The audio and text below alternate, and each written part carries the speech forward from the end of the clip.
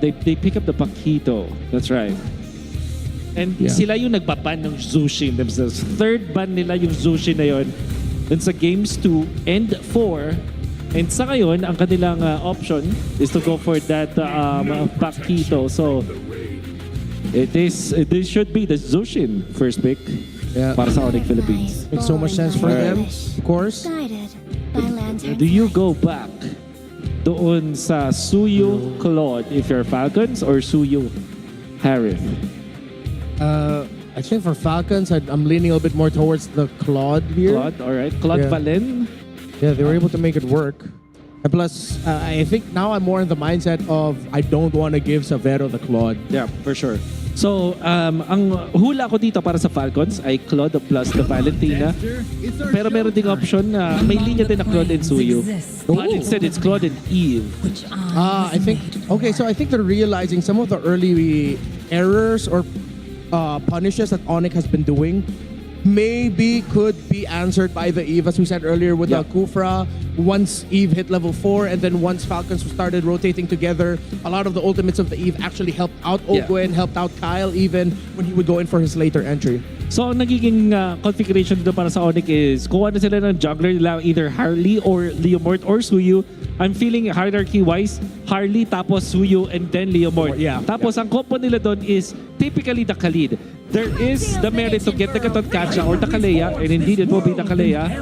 Tapos Leomort ang kanilang pinili dito para sa ONIC Philippines. In the presence of Suyu and Harley, parang eto na, dito natin matutuldokan. Leomort ang priority ng ONIC Philippines. Yeah, and every time we've seen ONIC run this kind of composition during the regular season, it's a lineup built to take control of things early. Once Brusco hits level 4, imagine 4 members of ONIC just sticking together, looking for picks in the river, getting out, handling the macro at the same time. Yes, I know that sounds like it's a lot, but they make it work.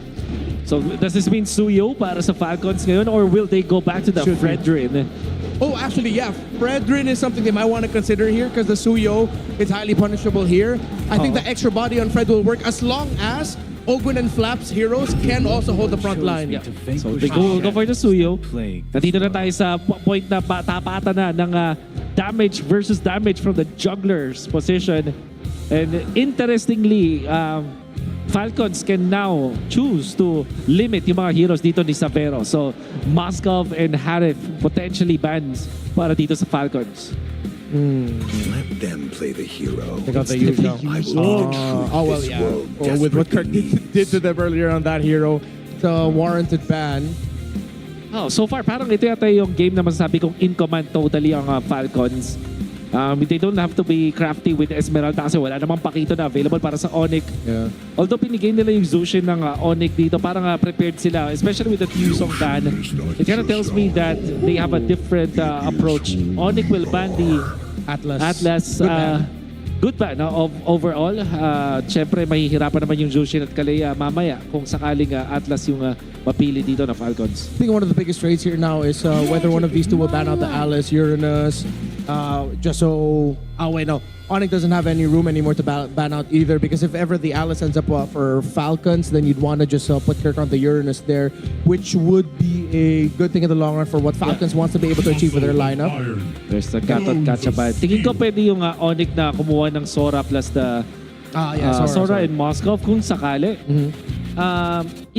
But siguro yung medyo delikado na is kapag may Valentina pang available na pwedeng piliin ng Falcons as their last pick at their XP lane. So, that yung Sora pick to coming out from ONIC, tingin ko mangyari lang pag napili na itong Alice. So now, you do have that go signal para sa ONIC Philippines na kumuha ng Sora in combination of the Moskov here. Yeah, it will be a good dive, and it'll force Falcons to just end up picking up something like the high loss, bring down a glorious pathway, either as a means to stop or a means to escape, and then that extra stun is going to help out. Oh, but they go for the Lapu-Lapu instead. Interesting. I mean, technically they do some of the same things. Yeah. Ground control, good damage. At pang dive na rin dito sa may Eve. Yeah. Pero alam mo, yung Sora plus the... yung Lapu-Lapu, it also allows for the Moskov pick for Savero kung sakali. I just wish that it will be yung mga ganitong klaseng hero. Instead, they will go the carry route. Carry Kalea combo. Yeah. no Gatot Kacha. Ano pa ba yung mga save dito para sa Falcons? High loss. High loss is there. Matutunan ka lang ng... Yeah, and I think that's why they pick it. That's why- I wonder if they're crazy enough to try pick off here. Maybe something like a Joe or a Kufra Kaja. ulit. Kufra again? Kufra ulit. Pwede naman. Maybe. Beleric for the vengeance. But I think the safest is high loss. Tapos, yung Cho, potentially pwede rin naman dito sa side of Falcons. What if they bring out the Beleric here? We mentioned Beleric earlier. Yes. Parang pwede. That the Taunt works, Vengeance works, Revitalize works. But the Cho is the safest option. They will go for the glue.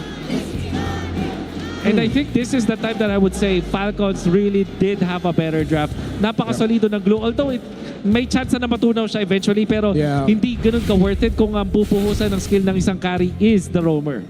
All right. So for me, with everything that we've seen so far, even in the regular season with how Ogwen uses this glue, it really depends on how they handle the trades in the center, especially against Super Friends, the Kalea, the Juicin. Because Ogwen has had that tendency to get picked off first. Wow. As much as I want to see more games, pero parang nakuha na ng Falcons si tamang tipla. Picking up the second phase pick. Red side yung kanilang pinili. Sabay, ito yung heroes nila. They have a really good draft here in game number 5. Whoever wins this goes into match points and one arena. Magingay! Nauna na ang ONIC. Sumagot ang Team Falcons. Sumagot muli ang ONIC at sumagot muli ang Falcons. Sino kaya ang makakakuha ng match point dito sa game number 5? Sagutan sa dalawang teams pero isa lang ang makakalamang. All hero for hero, bar for bar. Team Falcons, as mentioned by our on-ground panel kanina, ay parang nahanap na daw yata nila yung tamang timpla. But for ONIC Philippines, these are heroes that are very familiar at komportable talaga silang gamitin. So it just really depends on how they will execute in this game. Textbook-wise, we can say na maganda nga ang lamang ng Team Falcons when it comes to the draft. Dahil dun sa glue pick, dun sa very last pick ng Team Falcons, it would provide a lot of space doon sa mga pang team fight, which is itong si Haji and even itong si Flap. Magkakaroon sila ng vision kung sino ba yung magandang target. And for ONIC naman, you mentioned it, comfortability. We're talking about Princess Jushin. Na for the longest time, ito siya siguro yung pinaka nakakatakot na mag-Jushin sa buong MPL.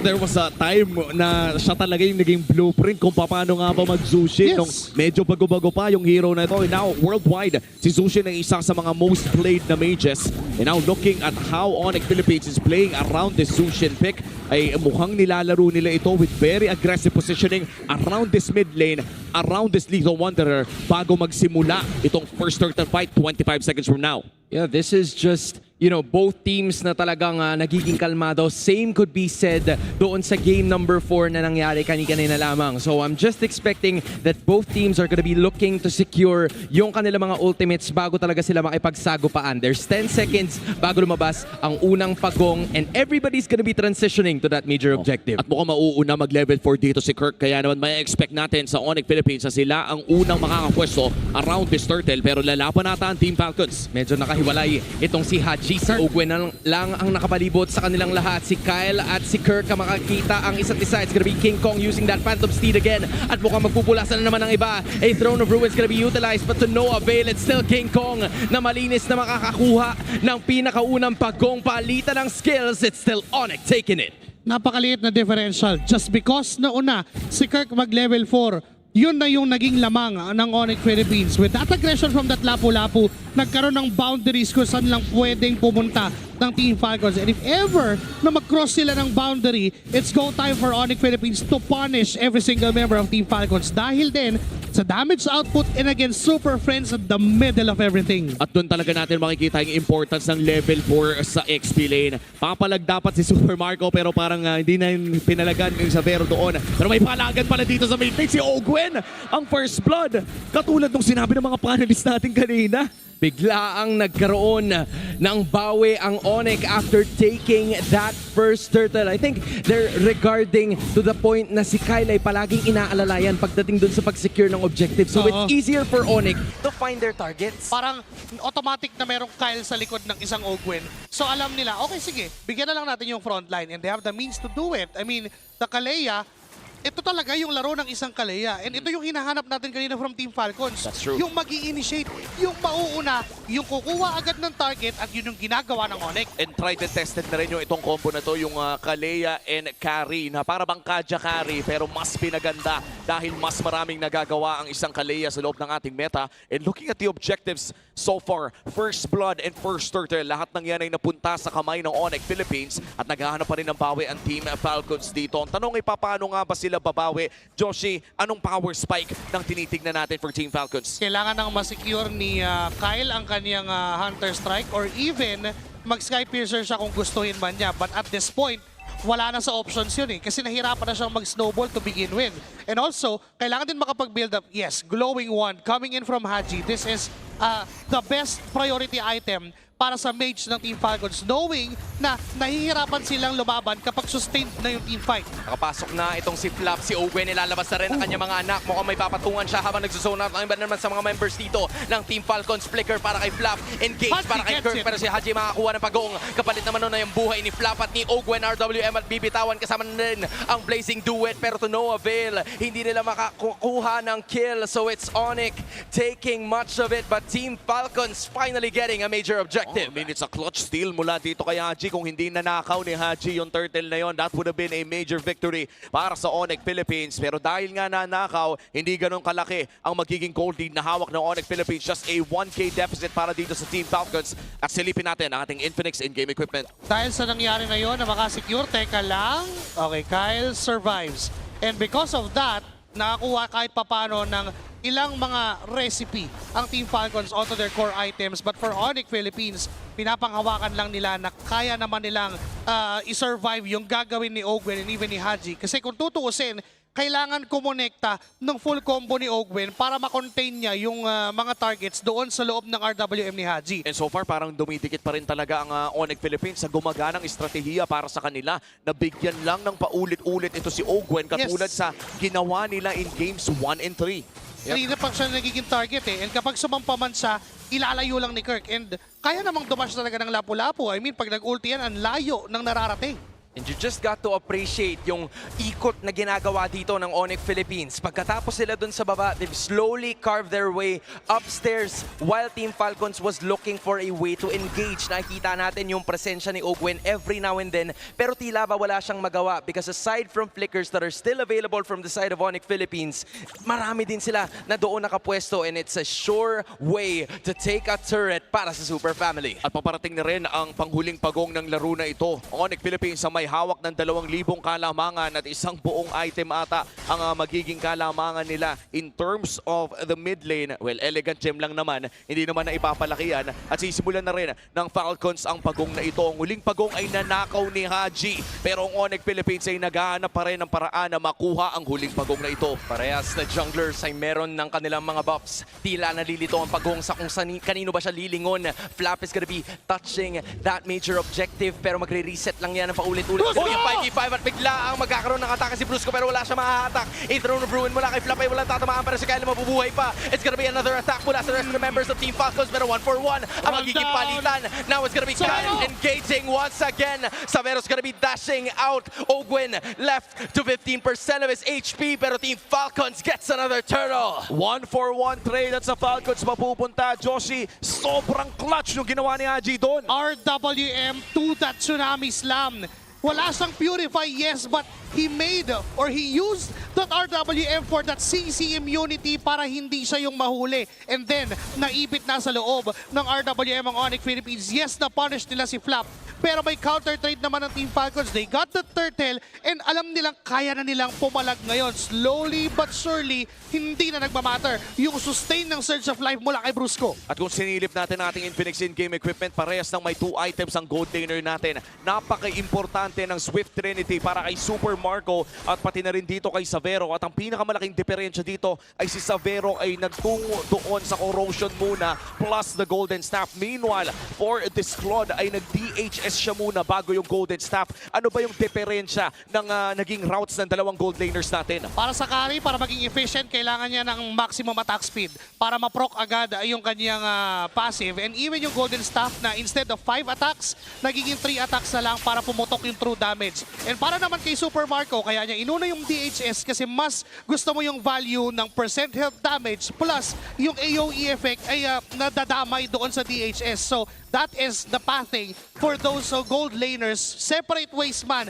pero doon pa rin pupunta sa punto na kailangan nilang makakuha ng magandang posisyon eh. Oo, and yung positioning dito ay napaka-importante talaga dahil ang daming gustong pumasok, ang daming gusto kang pitasin. And in terms of battle spells, sa paparating nating unang Lord, ay hawak pa naman ni Savero ang kanyang flicker by that time. The same could be said para dito kay Super Marco na may hawak na Purify. Pero in terms of pwestuhan, ay malaka lamang ang ONIC Philippines dahil si Ogwin lamang makakapasok pero bibitawan din pala ng ONIC Philippines ang pwesto around that Lord. Omi, kanina mo pa sinasabi, humihiling ka ng lagpas 14 na minuto na laban. I think we're going that route depending on the team fight na makikita natin dahil sa pinakaunang major objective, nakapwesto si Brusco at si Prince. Humaharap na rin si Flap at Ogwen. It's still ONIC Philippines na magkakalma muna hanggang sa makita nila si Kyle sa taas. Nag-set up ng slow push etong si Kyle doon sa top lane. Could be a go signal for ONIC Philippines to start that Lord, pero good job from Ogwen na i-delay ng i-delay at mag-provide ng threat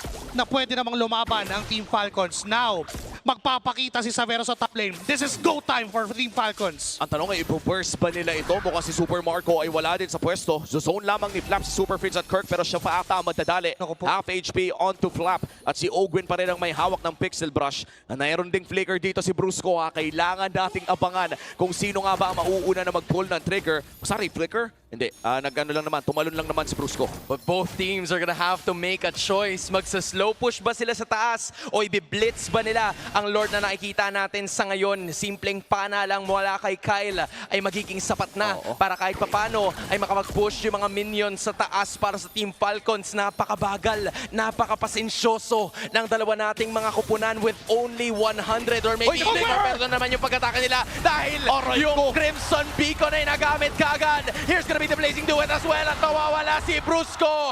Dalawa ang patay sa ONIC. Falcons are now in control. They're looking to go for it again. Simpleng mga sibat mula dito kay Kirk pero mapupunta sa green and white ang major objective. In a split-second decision mula dito kay Master Ogwen na biglain si Super Prince. Hindi na naka-Crimson Beacon, hindi na naka-Flicker at dahil dyan ang pinakaunang Lord ay mapupunta sa kamay ng Team Falcons. Sumabay pa ng pasok si Flap doon. Perfectly timed. Alam ng Team Falcons sa kahit bumagal at tumagal ng tumagal yung Lord Dance na yon. Nasa sa kanila yung bola, nasa kanila yung desisyon, nasa kanila yung luxury kung bibiglain ba nila ang ONIC Philippines. And now that they have the Lord down top lane, pwedeng mabasag lahat ng outer turrets ng ONIC Philippines. Pwede rin namang mag-focus ang Team Falcons sa iisang lane. At ang maganda naman para sa ONIC Philippines ay meron silang access sa isang carry na pwedeng tunawin ang Lord na ito. Very risky maneuver coming in from Super Marco pero may Purify pa naman siya. So kung sakaling nadali ay makakatakas, may Lord pa nagmamarcha doon sa may bandang itaas. At tama yung sinabi mo doon, Joshi, mukhang makakalbo ang mga outer tier turrets dito ng ONIC Philippines dahil medyo mahirap kung hindi ito papalalimin ng Super Fam. Dinedelay din ng Team Falcons yung pag-atake nitong Lord para mawala yung energy shields in under 2 seconds. At dahil dyan, nawala na ng biglaan. Si Ogwen na naman ang haharap. Hinihintay ko din na ilabas niya yung kanyang mga anak, aka the Patricklets na makikita natin maya-maya. Pero bumaba na yung Panginoon. RWM ay bibitawan na naman. It's gonna be another Throne of Ruin na bibitawan itong si Flap. Pag-atake ang gagawin, si King Kong, Phantom Steed, and that's gonna be more than enough. Pero si Flap ay nabalik. Nagsustain pa rin naman siya. Pero si Flap ang mawawala. And the rest of the members are gonna be here against si Kirk. And XP later, maybe for another. That's gonna be a kill. Ngayon ay lalaban na naman ng dalawa sa mga teams. Free hit para kay Savero. Si Brusco magbabakawin. Nakapag-flicker na rin si Ogwen. At siya pa yata ang malalagutan ng hininga. Pero hindi pa hayaan yan ng ONIC Philippines. Inhibitor man ang nawala. Dalawa naman ang kanilang nakitil. Nag-overheat ata ng slight ang Team Falcons doon. Lumaban ng matagal doon sa may top lane na nakapagdalawang Phantom Steed si King Kong. Them disrespecting what ONIC can do doon sa mismong base. Remember na kapag yung laban ay malapit sa base ng ONIC Philippines, sila yung may advantage dahil pwede silang mag-in out every single time. And also, nandun din yung kakayahan nila na mag-chase down kung sakasakali. The moment na naipit si Flap, the moment na binuwat sila pa ulit-ulit ni Super Friends, it is the sign for ONIC Philippines na kaya naman nilang lumaban pa unti-unti, slowly but surely, cutting off that lead from Team Falcons. But we do not remove the fact na lamang pa rin sa control sa mapa, lamang sa gold ang Falcons at lamang sila sa estado ng laro.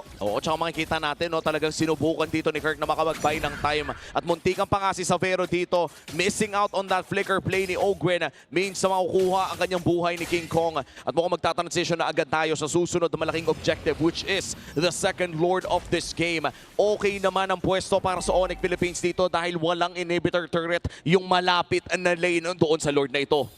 Makikita din natin yung kalamangan when it comes to items.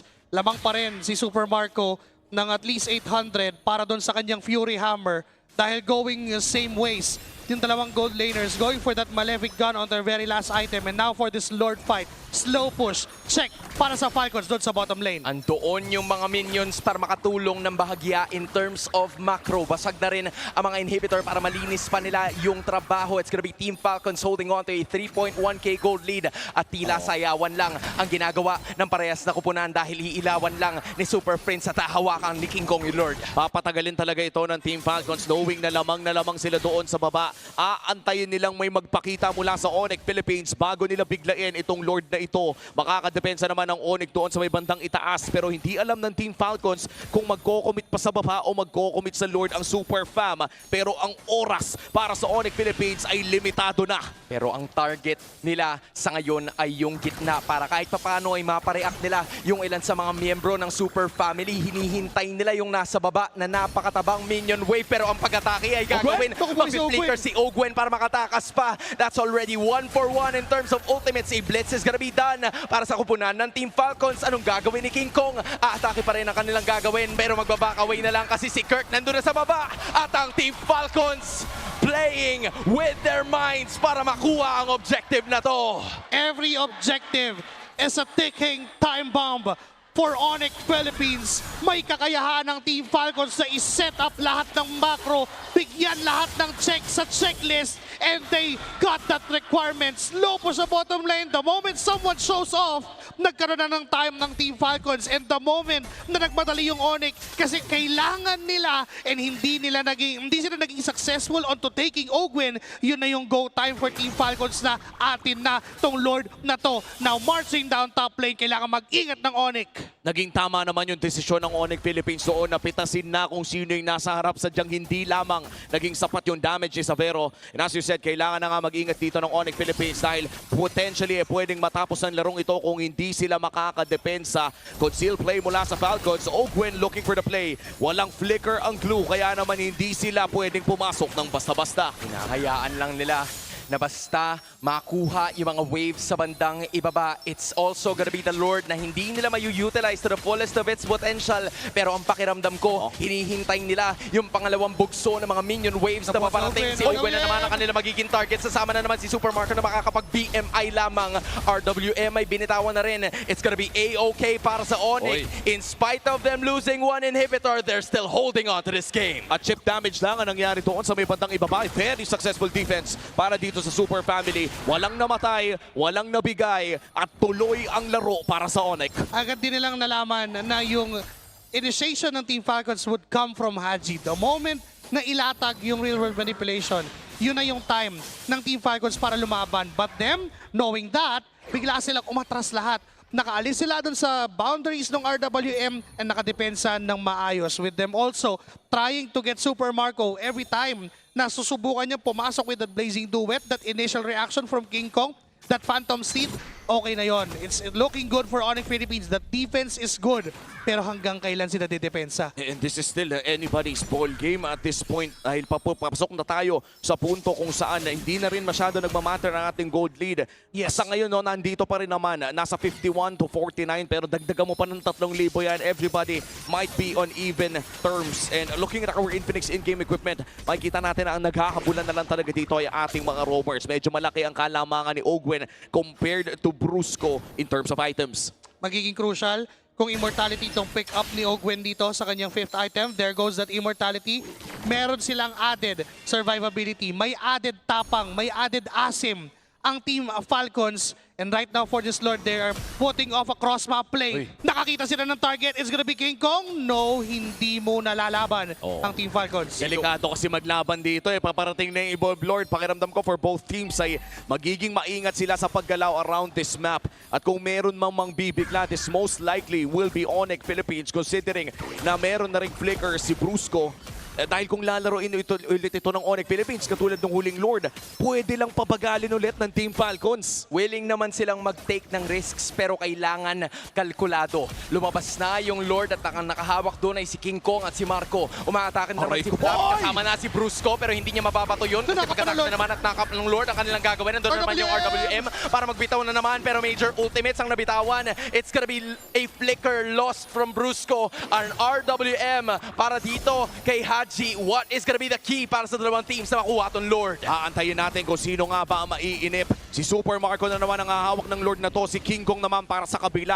Mas may karapatan ng Falcon sa patagalin ng Lord fight na ito. And Super Friends is already zoning out multiple members. Hindi na ata ipapang-reset ni Flap ang Lord na ito. Pero tingnan mo naman yung targeting na ginagawa nitong si Ogwen. Medyo mapapalalim yata siya ng konti kasi nag-flicker na rin si Super Friends. Habang nangyayari lahat ng yan, baka posibleng targeting sila ng Team Falcons pero si Ogwen na lang ang babagsak. Bombing off his immortality. Mabubuhay pa kaya siya. Ando na naman ang ibang mga members sa si Flap na magamit na naman ng Winter Crown at ando na rin yung Blazing Duet pero wala pa rin namamatay. Sa punan ng Team Falcons! Haji making the real world manipulation para sa kanilang kubanan. Make it a double for the machine. Si Savero ang tatargetin ni Super Marco para flicker pa rin. It's gonna be the rest of them locking forward. Marco, focus sa goal. Match point ang Team Falcons. The KDA machine fights them all. 5 ang nakulong sa